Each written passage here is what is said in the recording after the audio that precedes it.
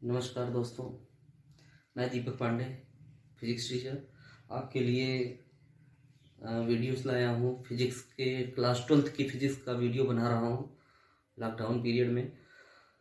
और आज का जो मेरा वीडियो है वो फिजिक्स फर्स्ट पेपर का है क्लास 12th के, और वो भी हिंदी मीडियम के बच्चों के लिए है। इसलिए आज का मेरा वीडियो टोटल हिंदी में शूट होगा। और अगर ये वीडियो पसंद आए तो आगे आप कमेंट करेंगे, सब्सक्राइब करेंगे, बेल आइकन को दबाएंगे, जिससे मैं और आपके पूरे सिलेबस का वीडियो बना बना के आपके पास पहुंचाता रहूं। तो आते हैं टॉपिक पे। जो आपका फिजिक्स का पेपर है हिंदी मीडियम के बच्चों के लिए, specially this is only for Hindi medium student. तो इसमें फिजिक्स में जो होते हैं ना, 2 पेपर होते हैं। तो ये तो हर कोई जानता है। मैं फर्स्ट पेपर का पार्ट शुरू कर रहा हूं, ठीक है। तो इसमें फर्स्ट पेपर का जो पहला पार्ट है वो है स्थिर वैद्युत। स्थिर वैद्युतिकीय, ठीक है, ये हमें पढ़ना है। और इसके बाद इसी वैद्युत वाले चैप्टर में दूसरा पार्ट जो आएगा वो धारा वैद्युत आएगा, ठीक है। तो हमको पहले क्या पढ़ना है? स्थिर वैद्युत पढ़ना है। मतलब समझो, 2 पार्ट में करके हम पढ़ाएंगे। पहला होगा स्थिर वैद्युत, दूसरा होगा धारा वैद्युत। स्थिर वैद्युत, वैद्युत का मतलब समझना आवेश। वैद्युत का मतलब हमको समझना है आवेश। और स्थिर मतलब आवेश क्या है? स्थिर है। आवेश बनेगा लेकिन क्या होगा? स्थिर होगा। क्लास 10th में आप लोग एक पॉइंट जानते होंगे, आवेश। इसी आवेश के आधार पे हमें स्थिर वैद्युत भी पढ़ना है और धारा वैद्युत। तो स्थिर वैद्युत में आवेश उत्पन्न होगा, आवेश बनेगा, लेकिन आवेश अपने जगह पे स्थिर होगा। और आवेश स्थिर होने का मतलब कौन सा वैद्युत? स्थिर वैद्युत। अगर यही आवेश बनने के बाद चलने लगा किसी तार में, किसी धारावाही चालक में, अगर यही आवेश क्या हुआ, एक ही दिशा में प्रवाहित हो गया, तो उसको हम बोलते हैं धारा वैद्युत, ठीक है। तो स्थिर वैद्युत का हम सबसे पहले परिचय लेंगे। इसमें सबसे पहले हम लोग टारगेट करेंगे, आवेश के बारे में सीखेंगे कि आवेश क्या होता है। तो सिंपल सा एकदम मैं बेस बता रहा हूं, परेशान होने की जरूरत नहीं है। पूरा का पूरा आपको आधार से बताऊंगा कि आवेश कहां से आया। आवेश कहां से आया, तो इसके पीछे एक कहानी है भाई। और वो कहानी शुरू होती है आज के 2200 साल पहले से। 2200 साल पहले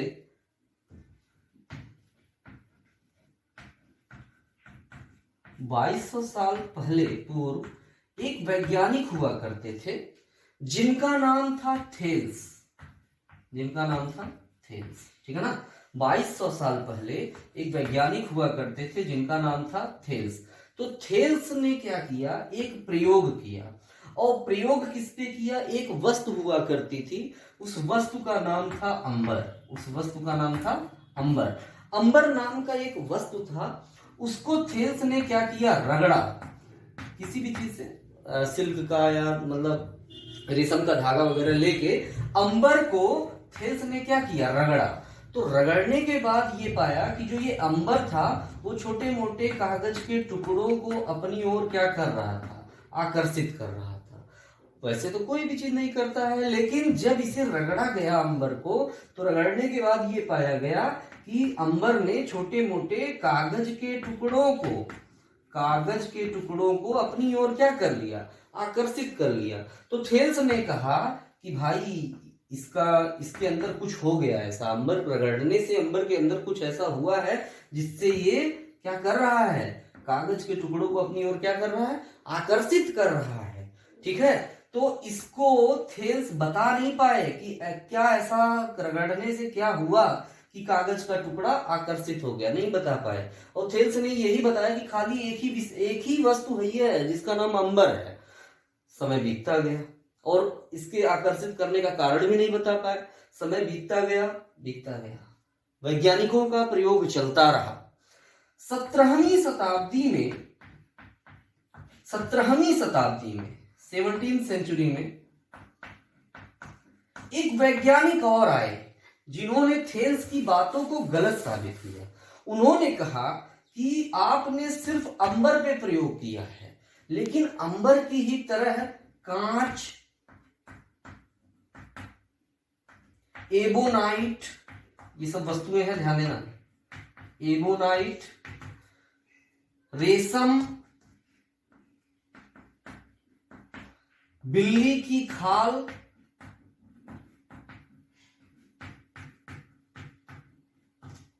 सल्फर, ऐसे। गिलबर्ट ने कहा, जो 17वीं शताब्दी में वैज्ञानिक आए उनका नाम था गिलबर्ट, याद रखेंगे।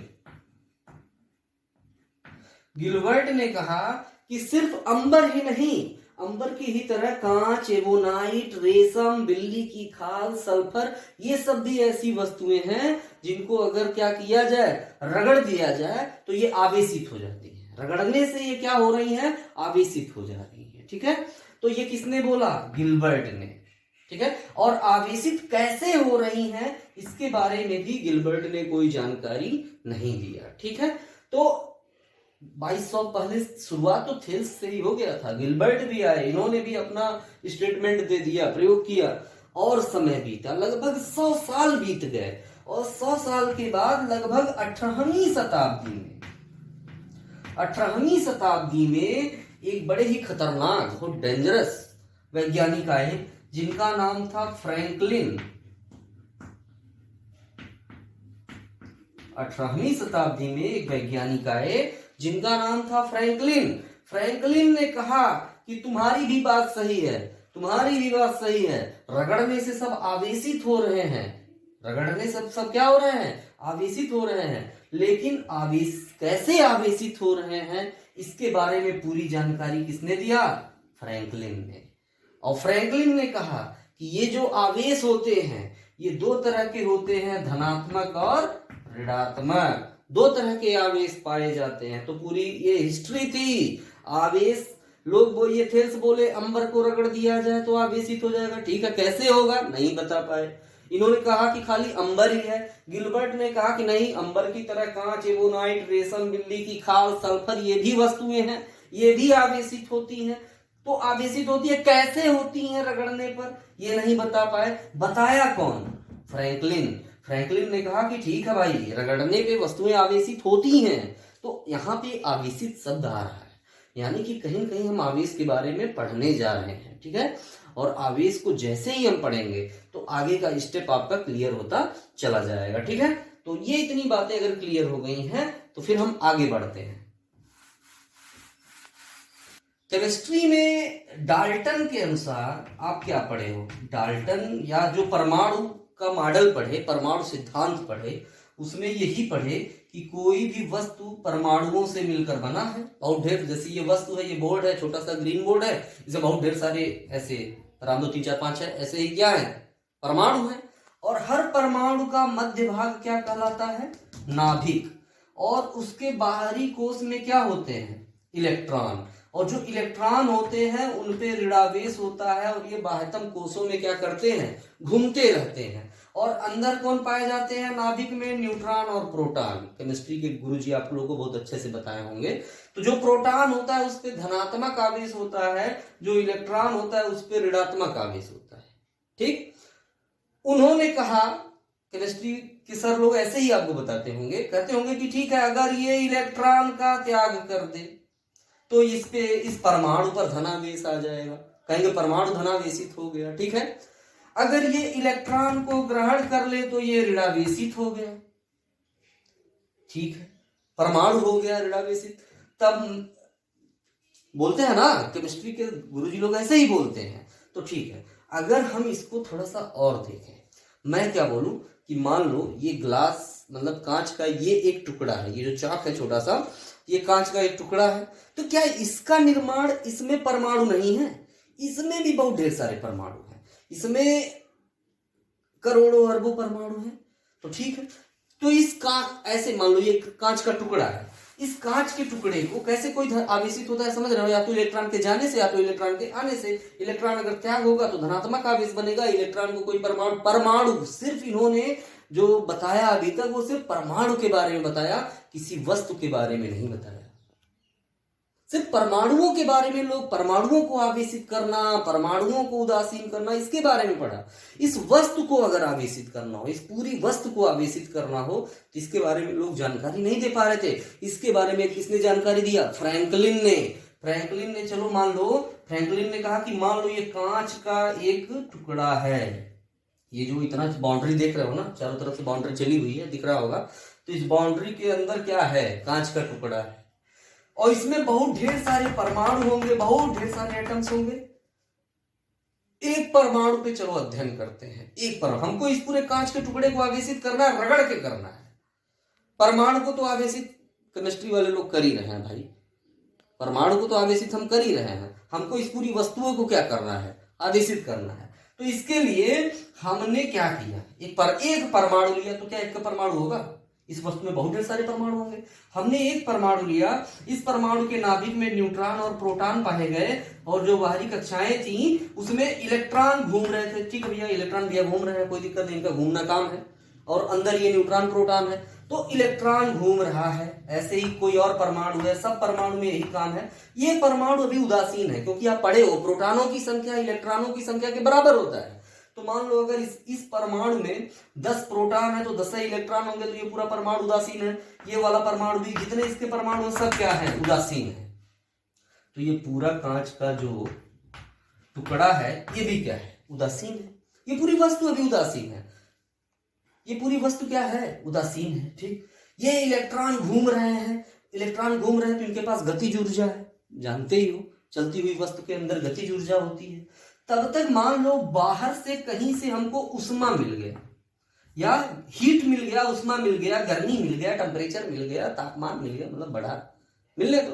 तो जब इसको हीट मिलेगा तो ये जो इलेक्ट्रॉन होंगे, इनको उष्मा मिलते ही इनके चलने की स्पीड क्या होगी? बढ़ेगी, बढ़ेगी। इलेक्ट्रॉन और तेजी से घूमेंगे, घूमते घूमते घूमते मान लो ऐसे ऐसे कोई एक इलेक्ट्रॉन निकल के बाहर चला गया, अपनी कक्षा से चला गया, ये वाला इलेक्ट्रॉन मान लो बाहर चला गया, तो इलेक्ट्रॉन अपना ऋणावेश लेके बाहर जाएगा ना।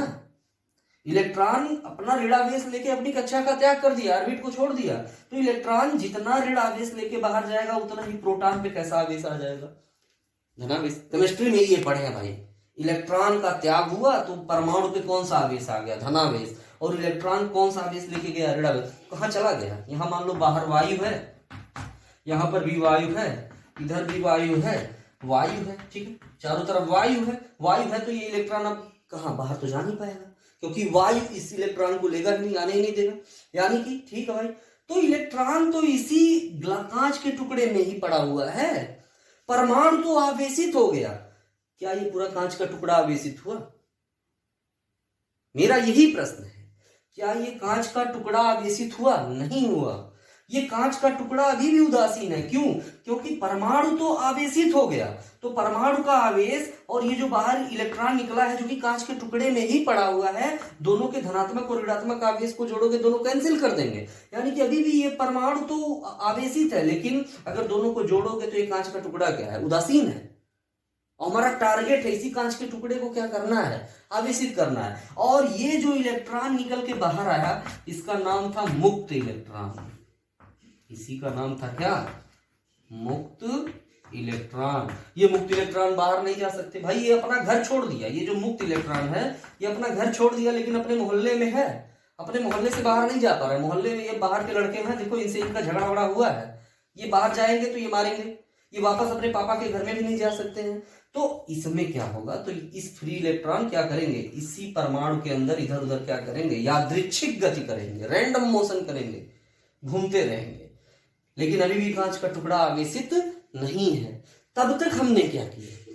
तब तक हमने रेशम का एक धागा लिया, और ये रेशम, मान लो ये रेशम का धागा है, ये रेशम का धागा मैं ला रहा हूं और कांच के टुकड़े से मैंने रगड़ा। तो जो कहानी कांच के टुकड़े में है, ऐसे इसमें भी मुक्त इलेक्ट्रॉन और धनात्मक परमाणु होंगे कांच के टुकड़े, इसमें रेशम के धागे में। और रेशम के धागे को जब रगड़ेंगे तो रेशम के धागे के अंदर का जो प्लस वाला होगा वो इसके मुक्त इलेक्ट्रॉन को पकड़ेगा और लेके चला जाएगा।